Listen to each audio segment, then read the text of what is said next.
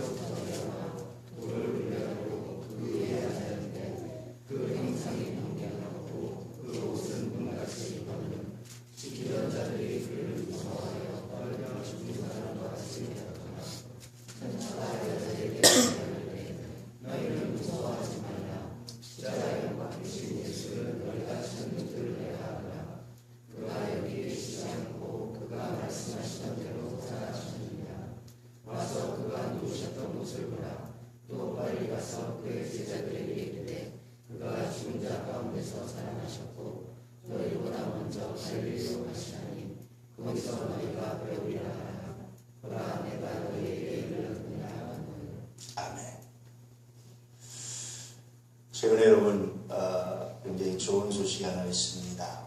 아마 우리나라에도 4월 9일 날쯤 아마 개봉이 될 것 같은데요. 신은 죽지 않았다라는 영화가 만들어졌죠. 혹시 들었는지 모르겠지만 밀게 하버드대학 철학과 강의실에서 있었던 사건입니다. 교수가 개강 첫날 첫 시간에 학생들에게 큰 소리로 선포를 하죠. 신은 죽었다. 너희가 신은 죽었다라고 쓰고 너희 이름으로 소명하면 내가 A 학점을 주겠다. 그러나 그렇지 않으면 학점을 줄 수 없다. 그렇게 말하죠. 그러면서 혹시라도 이 수업이 마음에 안 드는 사람은 나가도 좋다. 그러니까 한 사람이 일어나서 나갑니다. 그러자 교수가 또 말하죠. 꼭 매 시간 저런 사람 하나씩 있습니다. 아이들이 막 웃었습니다. 그리고 진행하려고 하는데 한 청년이 한 학생이 일어나서 이의를 제기하죠. 신은 죽지 않았습니다. 나는 크리스천입니다. 그렇게 선언을 하죠. 그래서 교수가 그렇다면 증명해봐라 라고 이야기합니다. 이 학생이 굉장히 막막했지만 그때부터 신은 죽지 않았다, 하나님은 죽지 않았다라는 사실을 담담하게 논쟁하고 증명해내려고 하는 그런 일들을 진행하지요. 아주 재밌는 어떤 의미에서 다이내믹하고 어떤 그런 큰 기적이나 그런 것이 보이지 않는 영화지만 잔잔하게 하나님을 찾아가는 그런 영화. 그래서 미국에서 아마 굉장히 큰 반향을 불러일으켰던 영화라고 소문이 났었는데요. 아마 우리나라도 이제 개봉이 될 것 같습니다. 여전히 세상은 현대의 과학으로 신이 죽었다, 하나님이 죽었다라고 외치죠. 그러나 그럼에도 불구하고 여전히 하나님이 죽지 않았습니다 하면서 그 믿음으로 살아내는 사람들이 있습니다. 바로 저 여러분 같은 그런 사람들이 있죠. 오늘 여러분 세상의 소리가 아니라 하나님의 성령의 소리에 귀를 기울이시면 오늘 단순히 유반이 아니라 예수 그리스도를 그리스도를 만나고 부활하신 주님을 만날 수 있는 하나님이 죽으신 분이 아니라 그냥 모양만 존재하는 분이 아니라 실제로 살아 역사하셔서 우리 하나님이 되신다는 사실을 오늘 깊이 만나고 체험하고 그 하나님과 함께할 수 있는 귀한 시간 되기를 축복합니다. 부활, 이것저것 확실하게 우리 하나님을 증거할 수 있는 도구가 많지 않아요. 정말 귀합니다. 우리 기독교 신앙의 핵심을 말하라고 한다면 그것은 부활신앙입니다. 예수가 부활하셨다라는 겁니다. 이 놀라운 사실 앞에서 초대교회 전체가 그 당시 1세기 당시 중동지역 전체가 뿐만 아니라 헬라 문화권 전체가 진동을 했습니다. 그 많은 문서들이, 그 많은 증언들이 기록되어 있습니다. 그런데 어느새 인간의 과학을 가지고, 현대 과학을 가지고 부활이 마치 없는 것처럼, 비과학인 것처럼 그렇게 말하면서 부인하는 그런 일들이 생겨나기 시작했죠. 그러나 그럼에도 불구하고 여전히 그 부활은 역사의 사실이고, 그것은 그 증언하는 것들이 또 우리가 믿는 바가 그것을 다시 한번 증언하고 있다라고 확신합니다. 호스피스 사역을 하는 분들이 그런 고백을 합니다. 정말 마지막 임종 때에 여유있게 멋들어지게 죽는 분들이 거의 없다는 거예요. 정말 없답니다. 영원한 드라마에서 보는 그런 죽음은 거의 없답니다. 두려워하다가 어떻게 걱정하다가 염려하다가 그러다가 대부분 임종을 맞이한다는 거예요. 재미있는 사실은 기독교인들도 예외가 아니라는 겁니다. 기독교인들도 대부분 그렇게 하다가 신앙이 좋다고 하는 분들도 그렇게 하다가 임종을 맞이하지 그 안에서 정말 준비된 임종을 맞이하는 분들이 거의 없다라는 거예요. 슬프지 않습니까? 그건 역설입니다. 왜 그렇습니까? 기독교인들이라는 것은 그 신앙의 핵심이 예수의 부활을 믿는 거예요. 예수가 부활하셨습니다. 나도 부활합니다. 그래서 성서에는 죽는다라는 것을 잠잔다라는 것으로 표현하고 있습니다. 마치 우리가 하루 열심히 일하고 저녁에 잠이 얼마나 달콤합니까? 그것처럼 예수 믿는 사람들에게 있어서 죽음이라는 것은 그런 잠자는 것이고 다시 깰 때를 기억하는 소망하는 어떤 의미에서 행복한 시간입니다. 내가 평생 열심히 최선을 살았습니다. 하루를 열심히 산 사람이 저녁에 아주 꿀잠에 드는 것처럼 내가 열심히 살았습니다. 내가 하나님 주신 생명을 하나님 주신 시간을 내가 소홀히 하지 않았습니다. 하나님 주신 기회를 내가 소홀히 하지 않았습니다. 내가 열심히 살았습니다. 이런 고백을 가지고 주 앞에서는 그래서 다시금 아침에 깰 때를 기다리며 아주 꿀잠에 드는 것처럼 그렇게 기쁘게 죽음을 맞이할 수 있는 사람들, 그 사람들이 바로 그리스도인입니다. 왜냐하면 부활을 믿기 때문에 그렇습니다. 부활을 확신하기 때문에 그렇습니다. 그런데 많은 그리스도인들이 신앙이 좋다고 하는 분들도 이런 확신 없이 이런 믿음 없이 어떻게 하면서 두려워하면서 생명을 1분 1초라도 연장하려고 하다가 그렇게 덧없이 죽어가는 일들이 굉장히 많다는 거예요. 몇 번 제가 고백했지만 제가 20살 때 하나님께 이런 기도를 했습니다. 하나님, 내가 소원이 하나 있습니다. 내가 마지막 이 땅을 떠날 때 주변의 많은 사람들에게 하나님을 증거하고 할 수 있는 그런 은혜를 주십시오. 지금까지도 이어지고 있는 그런 기도입니다. 주님께서 저기 계시지 않느냐. 스데반처럼 영안이 열려서 주께서 하나님 보좌 서신 것을 보면서 기뻐하면서 주변의 많은 사람들에게 증거하고 가는 것이 하나님의 소원입니다. 20살 때부터 30년 동안 했던 그런 간혹가다의 기도고 날마다 저녁에 잠들 때마다 그런 생각이 늘 듭니다. 혹시 이 밤이 내가 하나님 날아가는 밤이라면 하나님, 내가 은혜 가운데 하나님께 나가기 원합니다. 삶의 정리를 하나님께 나갈 때마다 그 밤이 그렇게 은혜가 되고 감사가 될 때가 얼마나 많은지 몰라요. 여러분, 예수가 부활하셨습니다.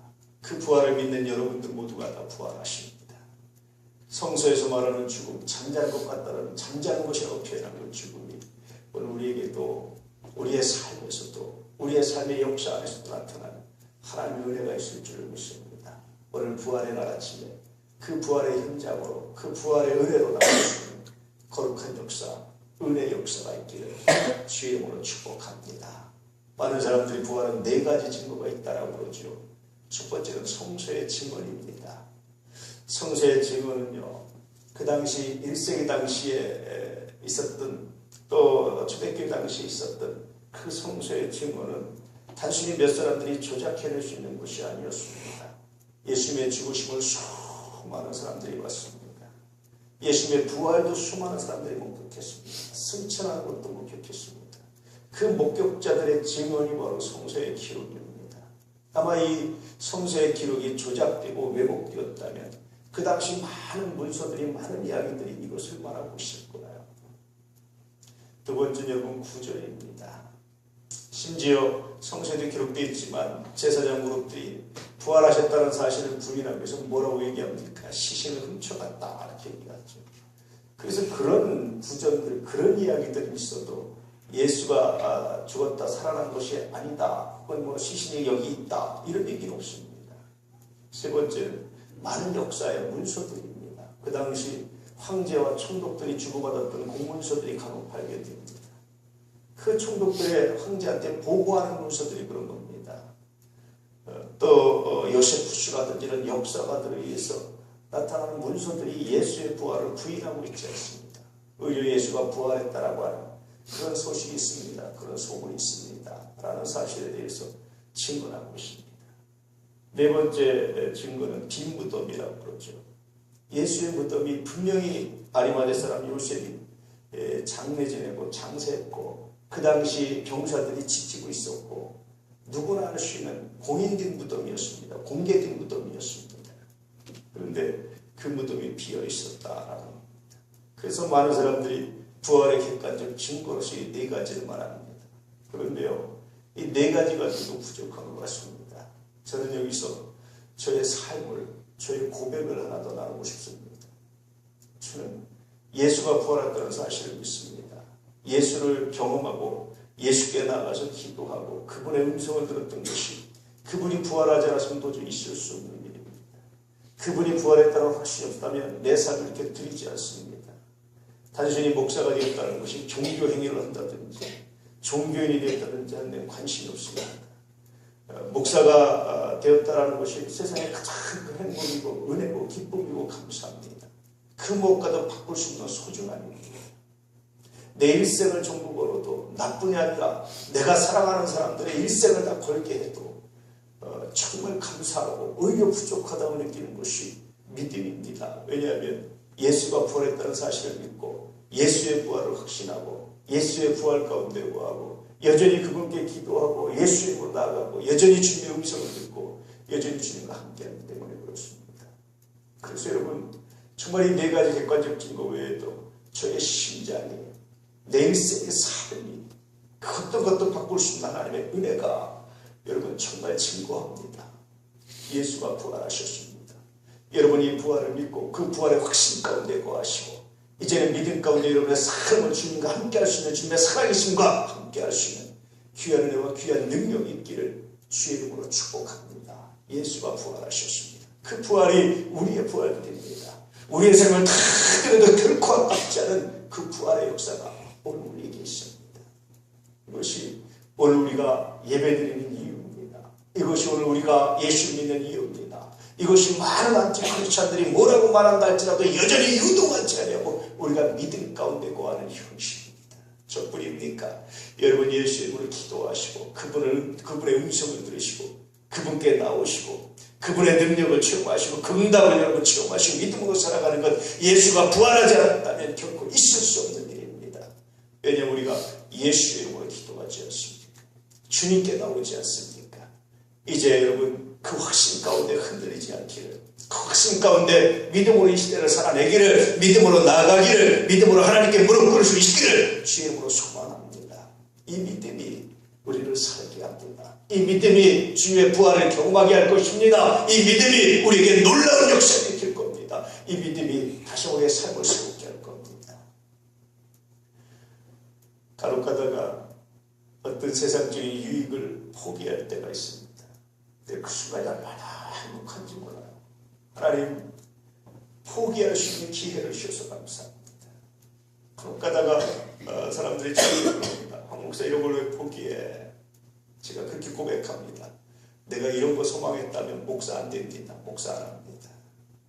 내가 돈 좀 더 벌고 내가 명예를 더 얻고 내가 좀 더 유명해지고 내가 좀 더 권위를 가지고 내가 뭔가 행사하려고 한다면 나 목사 안 합니다.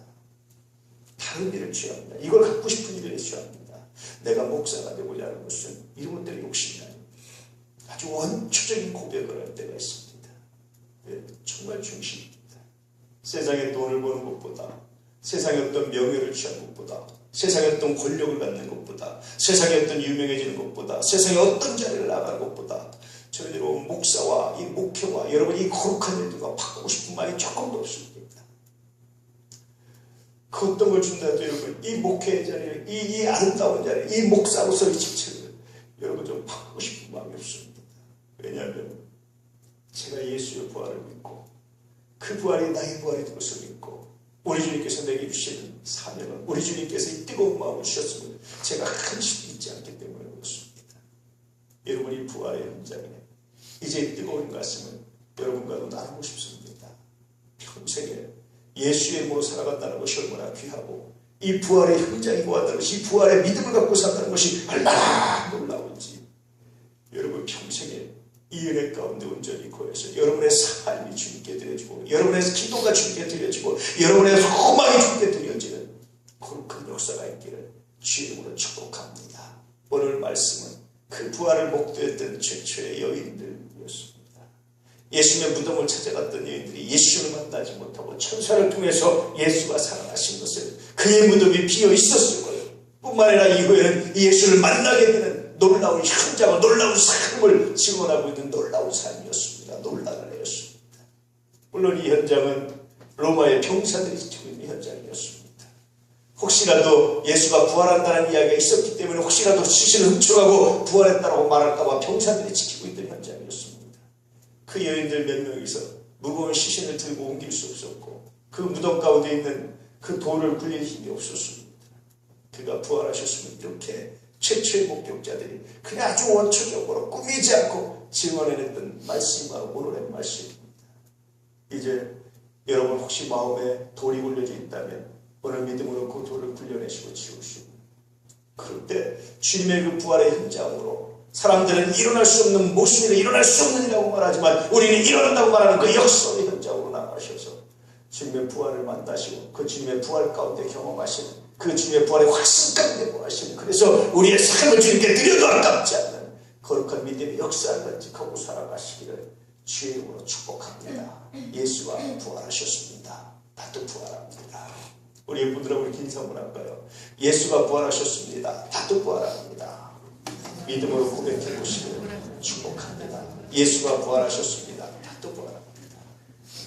은혜 가운데 이런 고백을 가지고 나가셔서 여러분의 삶이 여러분의 평생이 더욱더 의미 있게 기록되어지는 주어진 하루하루의 삶이 정말 소중하게 아름답게 쓰임받을 수 있는 거룩한 역사, 은혜 역사가 있기를 축복합니다. 그리고 이제 여러분 그 부활의 증인들이 되셔서 복음을 전할 수 있는 하나님의 복음을 전할 수 있는 놀라운 역사가 있기를 주의 이름으로 축복합니다. 단순히 늘 말씀드리지만 단순히 사람 하나 부풀리고 단순히 교인 하나 더 늘리는데 정말 목적이 있지 않습니다.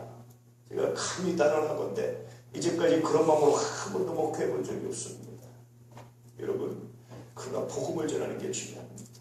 구원받는 게 중요합니다. 정말 그 영혼이 부활의 확신이 없는 그 영혼이 세상을 언젠가는 죽어야 되는 그 영혼들이 부활의 확신을 가지고 살아가지 못하고 예수 믿지 못하고 부활을 정말 생명의 부활을 경험하지 못하고 그것을 마음 아파하시면서 그 영혼들에게 복음을 전하고 주님께 이끌시는 거룩한 사명 감당할 수 있기를 오늘 이 시간 다시 한번 그 사명을 묵상하고 결단할 수 있기를 주의 이름으로 축복합니다. 그렇게 부활의 현장에 동참하시고 그렇게 부활의 현장으로 나아가시는 거룩한 삶이 되기를 진실로 축복합니다.